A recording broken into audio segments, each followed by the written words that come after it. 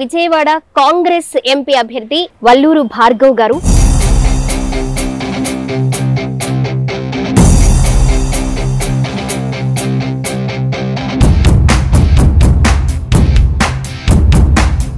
AP ప్రజలు ఎలా కాంగ్రెస్ ని చేరువ చేసుకోవాలని అనుకుంటున్నారు? మీరేమేమి హామీలు ఇవ్వబోతున్నారు? ప్రత్యేక హోదా విభజన హామీలు అమలైతే కానీ అవి లేకపోతే చదువు దండగా, ఉద్యోగాలు ఉండవు, అన్ఎంప్లాయ్మెంట్ సీరియస్ ప్రాబ్లం. కాంగ్రెస్ రావాలి. మీరు హయాంలోకి వస్తే కాంగ్రెస్ హయాంలో హోదా అయితే తీసుకొస్తారండి? మొట్టమొదటి సంతకం రాహుల్ గాంధీ గారు ప్రామిస్ చేసింది విభజన హామీలు, ప్రత్యేక హోదా. ఆ మేనిఫెస్టోలో కూడా. భార్గవ్ గారు, ఇప్పుడు మీరు చెప్పినట్లయితే ఈ వైసీపీ టీడీపీ ఒకటే అంటారా? వారిద్దరిని ఆడిచ్చేది ఒకళ్ళు. ఓకే, టీడీపీ వైసీపీని కీలు బొమ్మలు చేసి ఆడిస్తారు. ఏపీలో ఎలా ఉంటుంది అనుకోవచ్చు మరి ఈ జూన్ 4 తర్వాత ఏం ఎక్స్పెక్ట్ చేయొచ్చు? మిరాకిల్స్ అయితే ఎక్స్పెక్ట్ చేయొచ్చు. ఓకే, మార్పు రాబోతోంది. కాంగ్రెస్ మరి తిరిగి త్వరలో అధికారంలోకి వస్తుంది. మన హోదా మనకిస్తుంది. ఈ రోజు మనతో పాటు విజయవాడ కాంగ్రెస్ ఎంపీ అభ్యర్థి వల్లూరు భార్గవ్ గారు మాట్లాడదాం. మరి ప్రచార వివరాలు తెలుసుకుందాం. విజయవాడ ప్రజలు ఎలా స్వాగతం చెప్తున్నారో కూడా తెలుసుకుందాం. నమస్తే సార్. నమస్కారం అండి. ముందుగా ప్రచారం గురించి మనం మాట్లాడుకుందాం సార్. ప్రచారం ఎలా జరుగుతుంది? విజయవాడ ప్రజలు ఎలా మిమ్మల్ని రిసీవ్ చేసుకుంటున్నారు? బాగా రిసీవ్ చేసుకుంటున్నారండి. People are very excited to see Congress back. ఓ అవునా? యా సార్, నేను ఎందుకు అడిగానంటే ప్రచారంలో ఎలా రిసీవ్ చేసుకుంటున్నారు అని. కాంగ్రెస్ ప్రభుత్వానికి 10 years బ్యాక్ ఎలా ఉన్నా, ప్రజలకు ఎంత మేలు చేసినా, ప్రజలు ఎలా ఆదరించినా కూడా 10 years నుంచి కూడా కాంగ్రెస్ మీద ఏపీ ప్రజలు కొంతవరకు కోపంతో ఉన్నారు అనేది అందరికీ తెలిసిన విషయమే. ఇప్పుడు ఆ కోపం పోయింది అనుకోవచ్చు అంటారా? కోపం అని అనుకోవట్లేదు. మేబీ రాజశేఖర్ రెడ్డి గారి లేని లోటేమో అనుకుంటున్నాను. రాజశేఖర్ రెడ్డి గారు కాంగ్రెస్ ప్రభుత్వంలో ఉన్నప్పుడు ఓకే అంతా చేశారు, అభివృద్ధి చేశారు, అలాగే ప్రజలకు మేలు చేశారు అనుకుందాం. కానీ రాష్ట్రం విడిపోయిన తర్వాత నుంచి కదా కాంగ్రెస్ని దూరం పెట్టింది ఏపీ ప్రజలు. అవును, బట్ కాంగ్రెస్ పార్టీని నడిపించే లీడర్ లేడు. అప్పుడు కొద్దిగా మీరు అన్నట్టు అలిగిన మాట వాస్తవమే, కానీ కోపం అనుకోవట్లేదు. మేబీ ఓ ఏపీ ప్రజలు కాంగ్రెస్ పార్టీ మీద అలిగారు అనుకుంటున్నారా? కొద్దిగా అన్యాయం జరిగింది కదా అని. ఓకే, ఇప్పుడు ఏం చేయబోతున్నారు? కాంగ్రెస్ ని ఎలా అంటే ఏపీ ప్రజలు ఎలా కాంగ్రెస్ ని చేరువ చేసుకోవాలని అనుకుంటున్నారు? మీరేమేమి హామీలు ఇవ్వబోతున్నారు? రాష్ట్రం ఏమి ఇవ్వబోతున్నారు రాష్ట్రానికి మీరు? ప్రత్యేక హోదా విభజన హామీలు అమలైతే కానీ మన ఆంధ్రప్రదేశ్కి పరిశ్రమలు కానీ రాయితీలు కానీ రావు. అవి లేకపోతే చదువు దండగా, మరి అలాగే ఉద్యోగాలు ఉండవు, unemployment serious problem already. So Congress రావాలి. విజయవాడలో ఏం చూసారు సమస్యలు? వేటి మీద మీరు పోరాడబోతూ ఉన్నారు? వేటి గురించి మీరు అభివృద్ధి చేయబోతూ ఉన్నారు విజయవాడకి? మౌలిక సదుపాయాలు ఇంకా ఏమీ నెరవేరలేదు, ఏమీ సరిగ్గా లేవు. చాలా డెవలప్మెంటు, రీడెవలప్మెంటు ఇంపార్టెంట్. ఓకే, మోడర్నైజేషన్ కూడా ఇంపార్టెంట్. అండర్ గ్రౌండ్ డ్రైనేజ్ ఇంకా సరిగ్గా లేదు. చాలా వార్డ్స్లో అండర్ గ్రౌండ్ డ్రైనేజ్ ఇంకా లేదు. కాంగ్రెస్ హయాంలో అది అవుతుంది అనుకుంటున్నారా? ఎలాంటి ప్రాజెక్ట్స్ వచ్చినా కాంగ్రెస్ హయాంలోనే వచ్చినాయి. Nagarjuna Sagar, బగ్రానగల్ dam, IIT, IIM, BSNL, railways, ఇంక మరెన్నో. కన్న తండ్రి ప్రేమ లాంటిది. ఇద్దరు అన్నదమ్ములు విడిపోదాం అనుకున్నారు. ఒకరికి అన్యాయం లాగా ఫీల్ అయ్యారు. బట్ ఈసారి న్యాయం జరుగుతుంది. ఇప్పుడు పెద్ద ఆయనకి న్యాయం చేశారు గతంలో, ఇప్పుడు చిన్న వాళ్ళకి ఏపీ ప్రజలకి న్యాయం చేయబోతున్నామంటారా? అన్యాయం చేద్దామని అనుకోలేదు. విభజన హామీల్లో ప్రత్యేక హోదా ఇస్తే చిన్న తమ్ముడు కూడా న్యాయం జరుగుద్ది అనుకున్నాం. బట్ బీజేపీ ఆ రోజు మన్మోహన్ సింగ్ గారు 5 సంవత్సరాలు ప్రత్యేక హోదా ఉండాలంటే మోడీ గారు కాదు 15 ఏళ్ళు అన్నారు. మరి 10 ఏళ్ళు అయింది. ఇంకొక టర్మ్ కూడా బీజేపీని గెలిపిస్తే ఆయన అన్న 15 ఏళ్ళు అయిపోతే కానీ హోదా మాత్రం లేదు. మీరు హయాంలోకి వస్తే కాంగ్రెస్ హయాంలో హోదా అయితే తీసుకొస్తారండి? మొట్టమొదటి సంతకం రాహుల్ గాంధీ గారు ప్రామిస్ చేసింది విభజన హామీలు, ప్రత్యేక హోదా. ఆ మేనిఫెస్టోలో కూడా పొందుపరచడం జరిగింది. భార్గవ్ గారు, విజయవాడ విషయానికి వస్తే మనం చూసుకోవచ్చు, వైసీపీ కానివ్వండి, టీడీపీ కానివ్వండి, ఒకే ఫ్యామిలీలో ఉన్న ఇద్దరు అన్నదమ్ములు ఫైట్ చేస్తూ ఉన్నారు. వైసీపీ అధికారంలో ఉంది, టీడీపీ ప్రతిపక్షంలో ఉంది. ఇద్దరి పోరులో థర్డ్ పర్సన్ కాంగ్రెస్ ఎంపీగా మీరు నిలబడతారని అనుకుంటున్నారా? ప్రజల మన్నన మీరు పొందుతారని అనుకుంటున్నారా? ఏ విధంగా ఉండబోతుంది? అవి 2 పార్టీల కింద చూడట్లేదు నేను. 2 బీజేపీ కీలుబొమ్మలు చేసి మరి ఎవరికి ఓటేసినా బీజేపీకి ఆ 22-25 ఓట్లు బీజేపీకే ఉన్నాయి. భార్గవ్ గారు, ఇప్పుడు మీరు చెప్పినట్లయితే ఈ వైసీపీ టీడీపీ ఒకటే అంటారా? వారిద్దరిని ఆడిచ్చేది ఒకళ్ళు. ఓకే, అది ఇద్దరు ఒకటి కాదు.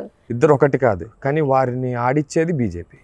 నయానా భయానా బీజేపీ దురదృష్టవశాత్తు మన టీడీపీ వైసీపీని కీలుబొమ్మలు చేసి ఆడిస్తాయి. ఓకే, కాంగ్రెస్నే మీరు ఫస్ట్ టైం ఈ పాలిటిక్స్కి వచ్చారు, రాజకీయ అరంగేట్రం చేశారు, అది కూడా కాంగ్రెస్నే చూస్ చేసుకున్నారు. ప్రత్యేకమైన రీజన్ ఏమైనా ఉందా భార్గవ్ గారు? కాంగ్రెస్ ఎప్పుడు ప్రజల పక్షం. కాంగ్రెస్ ఒక్కటే లొంగని పార్టీ. ఓకే, బీజేపీ అనేది మోసగాళ్ల పార్టీ. దాంట్లో ఇప్పుడు మోడీ షా పరివార్ అనేది ఒక క్రిమినల్ ఫ్యామిలీ అది. ఓకే, మీరు చెప్పిన విషయానికి వస్తే మనం గతంలో ఎలక్షన్స్ తెలంగాణలో చూసుకుంటే కాంగ్రెస్కి సీట్లు రావడం, కాంగ్రెస్ గెలవడం, సీఎం సీటుని అధిరోహించడం ఇవన్నీ జరిగినాయి. గతహ అనుకుని ఎలా అయితే తెలంగాణ ప్రజలు కాంగ్రెస్ని ఆదరించారు, ఇప్పుడు కూడా కొన్ని సంవత్సరాల తర్వాత ఏపీ ప్రజలు కూడా ఆదరిస్తారు అనే నమ్మకంతోనే ఇక్కడ మీరు మళ్ళీ కాంగ్రెస్ ప్రచారం చేయడం, మీరు ఎంపీ అభ్యర్థిగా పోటీ చేయడం, ఇవన్నీ అనుకోవచ్చు అంటారు భార్గవ్ గారు? మీరు గమనిస్తే తెలంగాణలో అహంకారం అనేది జనాలు అసలు యాక్సెప్ట్ చేయలేదు. మార్పు రావాలి, కాంగ్రెస్ రావాలి అని చెప్పి వారిని ఎన్నుకుంటాం జరిగింది. ఏపీలో ఎలా ఉంటుంది అనుకోవచ్చు? మరి ఈ June 4th తర్వాత ఏం ఎక్స్పెక్ట్ చేయొచ్చు? మిరాకిల్స్ అయితే ఎక్స్పెక్ట్ చేయొచ్చు. ఓకే, మార్పు రాబోతోంది. కాంగ్రెస్ మరి తిరిగి త్వరలో అధికారంలోకి వస్తుంది, మన హోదా మనకిస్తుంది. రాష్ట్రం గురించి పక్కన పెడదాం భార్గవ్ గారు, విజయవాడ గురించి మాట్లాడుకుందాం. ఎక్కువగా మీరు ప్రచారంలో ఏమేమి సమస్యలు విన్నారు ప్రజల దగ్గర నుంచి? విజయవాడకి ఏమి ఇవ్వాలనుకుంటున్నారు? ఏమేమి మైనస్లు ఉన్నాయి విజయవాడలో? ఇప్పుడు సింగ్ నగర్ కానీ, బాంబే కాలనీ కానీ కొన్ని ఏరియాలు ఉన్నాయి, ఇప్పటికీ ఎలాంటి డెవలప్మెంట్ నోచుకోలేదు. ఫ్లైఓవర్ నిర్మాణాలు లేవు. ఎప్పుడో సిపిఎం టైంలో వచ్చిన ఫ్లైఓవర్ తప్పితే ఆ తర్వాత పెద్దగా ఏమీ డెవలప్మెంట్ అనేది. ఒక bench circle flyover, Kanakadurgam flyover తప్పితే డెవలప్మెంట్ ఏమి చూడలేదు మనం విజయవాడలో. కాంగ్రెస్ వస్తే ఆ సింగనగర్కి సంబంధించి అభివృద్ధి జరుగుతుంది. వైసీపీ ఏమంటుందంటే ప్రతిపక్షాన్ని అంటే ఎన్డీఏ కూటమిని TDP, Janasena plus BJP, indirect గా కాంగ్రెస్ కూడా ఉంది అని అంటారు. దానికి మీరేమంటారు? మీ సమాధానం ఏంటి? కాంగ్రెస్ లేదనుకుంటున్నాను నేను. లేదు, కాంగ్రెస్ లేదు అనుకుంటున్నానంటే అక్కడ ఎక్కడో మీకు ఏదో ఉండొచ్చు. కాంగ్రెస్ ఖచ్చితంగా కాంగ్రెస్ లేదు. భూమాకాశాలు బద్దలైనా గానీ కాంగ్రెస్ బీజేపీ కలవదు. అలాంటిది ఆ కూటమిలో కాంగ్రెస్ ఉండదు. షర్మిల గారి గురించి మాట్లాడుకుంటే అంతకుముందు అంటే కాంగ్రెస్లోకి రావడానికి ముందు మోదీ గారితోనే మాట్లాడడము, బీజేపీలోకి వెళుతున్నారు అనే మాటలు కూడా మనం విన్నాము. అక్కడి నుంచి షర్మిల గారు కాంగ్రెస్కి వచ్చారు. మరి ఏపీలో మనకి ప్రచారం చేస్తూ ఉన్నారు. ప్రజల మాటలు కూడా మనం వింటూ ఉన్నాము. ఇక షర్మిల గారి ఉద్దేశం ఏమనుకోవచ్చు? అటు అధికారంలో ఉన్న అలాగే అన్న సీఎంగా ఉన్న పార్టీని విమర్శించడము ఇవన్నీ చూసుకుంటే ఎలా ఉంటుంది అనుకుంటారు? నిజంగా కాంగ్రెస్లో ఉండి కాంగ్రెస్కి సపోర్ట్ చేస్తున్నారు అనుకోవచ్చా? కాంగ్రెస్ పార్టీలోకి షర్మిల గారు సొంత ఇంటికి వచ్చినట్టు. అది రాజశేఖర రెడ్డి గారి వారసత్వం, షర్మిల గారి సొంత ఇల్లు. ఎన్ని సీట్లు వస్తుంది అనుకుంటున్నారు ఏపీలో కాంగ్రెస్కి?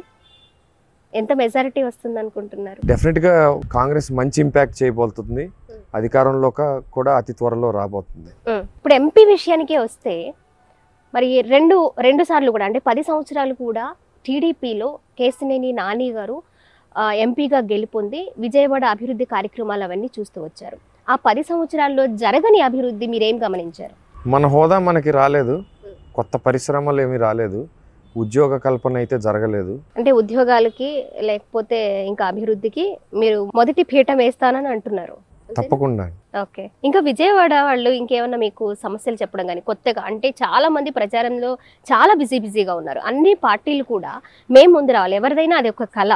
దానిలో మీరు కొత్తగా విన్న సమస్యలు ఏమైనా ఉన్నాయా? ప్రతి ఒక్కరు కూడా అధికారంలో ఉన్నా కానీ గత పార్టీ విషయాన్ని టీడీపీ విషయానికి వస్తే మేమున్నప్పుడు అభివృద్ధి జరిగింది అంటూ ఉంటారు. మీకు 10 ఏళ్ల గ్యాప్ వచ్చింది. ఈ 10 ఏళ్ల విషయానికి ప్రజలు మీ దగ్గరికి తీసుకొచ్చిన కొత్త సమస్యలు ఏమైనా ఉన్నాయా భార్గవ్ గారు? సో తెలంగాణకి ఎట్లయితే హైదరాబాద్ ఉందో, ఆంధ్రప్రదేశ్కి ఒక క్యాపిటల్ లేదు, ఫండ్ జనరేటర్ లేదు. ఉన్న పరిధిలో చేసిన దానికంటే చెయ్యింది ఇంకెక్కువ ఉంది. ఈ 10 ఏళ్లలో ఇంకా చేయాల్సింది చాలా ఉంది. సార్ ఇవన్నీ పక్కన పెడితే ఏంటి సార్ ఖచ్చితంగా చెప్తున్నారు, మొదటి సంతకం ప్రత్యేక హోదా మీదే సంతకం పెడతాం మేము, 2024లో ఖచ్చితంగా ఏపీలో అధికారంలో కాంగ్రెస్ పార్టీ వస్తుంది అని అంటున్నారు. ఏంటి సార్ మీ ధీమా? ఆంధ్రప్రదేశ్కి ప్రత్యేక హోదా రావాలంటే కాంగ్రెస్ పార్టీ అధికారంలోకి రావాలి. అందుకు అది ఆలోచించి రాహుల్ గాంధీ నాయకత్వాన్ని బలపరచాలి. భార్గవ్ గారు, ఇప్పటి వరకు మనం చాలా హాట్గా విజయవాడ పొలిటికల్ గురించి మనం మాట్లాడుకున్నాము. మీ ఫ్యామిలీ విషయానికి వస్తే మీ తాతగారు అప్పట్లోనే రైతు కుటుంబం అయినా కూడా రాజకీయ అరంగేట్రం చేస్తేనే కానీ ప్రజలకు మనం న్యాయం చేయగలుగుతాము అనే ఉద్దేశంతో రాజకీయాల్లోకి వచ్చినట్టు విన్నాం. అప్పట్లో చాలా మందికి ఈ వల్లూరు పూర్ణచంద్రరావు గారు అంటే చాలా మందికి తెలుసు. ఆయన చేసిన పోరాటమే కానివ్వండి, అలాగే పార్టీల్లో ఆయన అందుకున్న హోదాలే కానివ్వండి, ఇవన్నీ కూడా ఆయన చాలా మంది కూడా గుర్తుపెట్టుకుంటూ ఉంటారు. ఆయన మనవడిగా మీకెందుకు రాజకీయాల్లోకి రావాలనిపించింది? కేవలం ఈ రాష్ట్రంకి జరుగుతున్న అన్యాయం. మా తాతగారు రైతుతో పాటు కుస్తీ సమితి ప్రెసిడెంట్గా చేశారు. ఓకే. అండ్ నాకు కేవలం బీజేపీ చేస్తున్న అరాచకం ఈ రాష్ట్రంలో, ఈ దేశంలో చూడలేక దాన్ని ప్రశ్నిద్దామనే నేను రాజకీయంలోకి వచ్చానండి. ఏం చేస్తూ ఉంటారు మీరు? రాజకీయాలకి రాకముందేంటి, వచ్చిన తర్వాత గురించి మనందరికీ తెలుసు. రాకముందేంటి భార్గవ్ గారు? ఇప్పటికీ మేము వ్యవసాయం చేస్తున్నాము. అట్లాగే మాకు కొన్ని కన్వెన్షన్ సెంటర్స్ ఉన్నాయి, అవి రన్ చేస్తూ trying to be a good citizen. Okay. But బీజేపీని చూసి ఇది ఇలాగ కాదు, ఇలా జరగటానికి వీలు లేదు, ప్రశ్నించాల్సిన సమయం వచ్చిందని నేను రాజకీయాల్లోకి వచ్చానండి. ఓకే అండి. రైతు అనగానే ఒక సౌమ్యుడు, రైతు గురించి మనం ప్రత్యేకంగా చెప్పాల్సిన అక్కర్లేదు. రైతు అంటే ఆయన చాలా గొప్ప మనసున్న వ్యక్తి అనే మనం ఆలోచించుకోవాలి. అలాంటి ఫ్యామిలీ నుంచి వచ్చిన మీరు ఇక్కడ విజయవాడలో చూసుకుంటే అటు టీడీపీ కానివ్వండి, ఇటు వైసీపీ కానివ్వండి, ఇద్దరు ఎంపీ అభ్యర్థుల మధ్య మీరు పోటీ చేస్తున్నారు. బ్యాక్గ్రౌండ్ చూస్తే రైతు కుటుంబం, వాళ్ళ మాటలు ఒక యుద్ధంలానే ఉంటాయి, ఒక బాణంలానే విసురుతూ ఉంటారు. వాటిని ఎలా తట్టుకుంటున్నారు, ఎలా తట్టుకోబోతూ ఉన్నారు, ఎలా నిలబడబోతూ ఉన్నారు, మీ వ్యూహం ఏంటి? దురదృష్టం ఏంటంటే ఇవాళ రాజకీయాలు అలా తయారైనవి. అలా మాట్లాడుకోవాల్సిన అవసరం లేదు. విధి విధానాలు వేరైనా రాష్ట్ర ప్రయోజనాల కోసమో లేకపోతే విజయవాడ అభివృద్ధి మీద అలాగా ఫైట్ చేస్తే బాగుండేది. I hope there will be change in that also. Okay. ఏపీలో ఉన్నందుకు నేను కూడా ఏపీకి ప్రత్యేక హోదా కావాలని ఖచ్చితంగా కోరుకుంటాను భార్గవ్ గారు. మీరు అధికారంలోకి వస్తే ఖచ్చితంగా ప్రత్యేక హోదా మీద సంతకం పడుతుంది అని మీరు చెప్పినారు. కేంద్రంలో అధికారంలోకి వస్తే అనుకుంటే అందరూ హ్యాపీయే, నాతో పాటు ఏపీ ప్రజలందరూ హ్యాపీయే. మీరు అనుకున్నట్టు అలాగే ప్రజలకి న్యాయం జరగాలి, తండ్రి ప్రేమను పంచాలనుకుంటున్నాము, ఏదో చిన్న కోపమే తప్ప అది దూరం చేసుకోవడం కాదు అన్నారు. మీరు అనుకున్నట్లు మీరు అనుకున్న అప్పటి కాంగ్రెస్ ప్రభుత్వం ఎలా అయితే ఏపీ ప్రజలకి న్యాయం చేసిందో, ఉమ్మడిగా ఉన్నా కూడా ఎలా న్యాయం చేసిందో, మళ్ళీ అలాంటి అభివృద్ధి తీసుకొస్తుందంటే ఖచ్చితంగా ఏపీ ప్రజలు ఆహ్వానిస్తారు. అలా ఉండాలని మీరు కూడా అధికారంలో రావాలని మేము ఖచ్చితంగా కోరుకుంటున్నాం. Thank you so much.